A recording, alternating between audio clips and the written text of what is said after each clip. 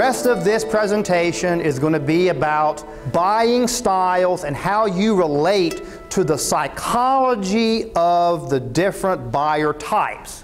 Sales psychology is all about fear. It's all about helping your client to overcome fear. Because when people are in a state of fear, they are stressed out, they feel threatened, and they're not going to want to have anything to do with you until you understand what their source of fear is as a buyer and help them to overcome that.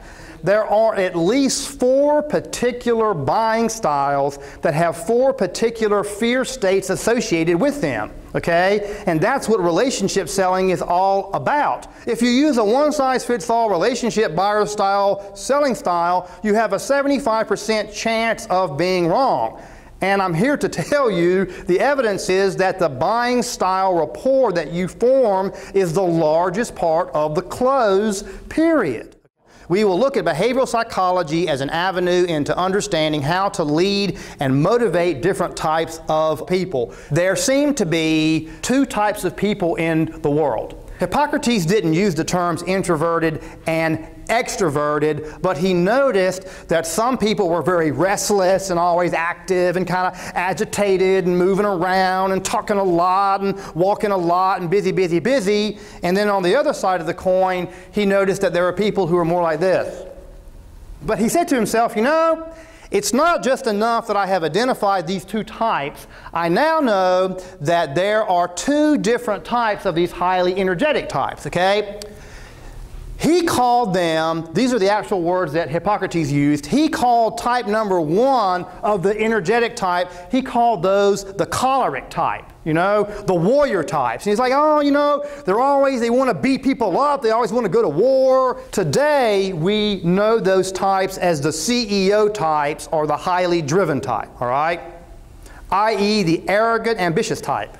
In the sales environment, you're creating the following things based upon your knowledge of their inner psychology and their fear state. You need to know what they need in their surroundings. You need to know what they need in their conversations. You need to know what they need to see in the actions of others, okay? First of all, let's move on to type number 1, the highly driven person. They live in a constant state of fear of being taken advantage of. Introvert type number 2, which is the person that we spend most of our time dealing with, the highly conscious and critical corporate buyer type. The only person in the corporation usually who has the authority to sign a check. These people, the conscientious type, you can say C equals corporate buyer equals check, okay?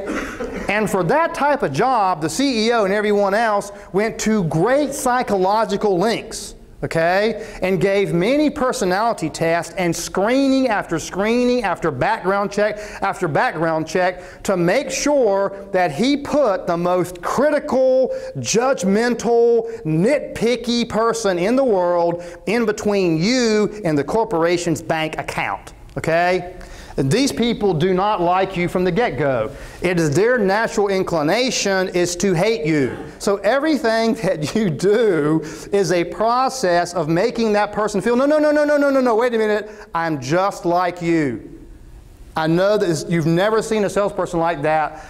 I'm not interested in closing right now. As a matter of fact, I'm really not interested in closing of the next 4 or 5 meetings. Only then if we're all on the same page and feel really good about it, do I even want to talk about closing.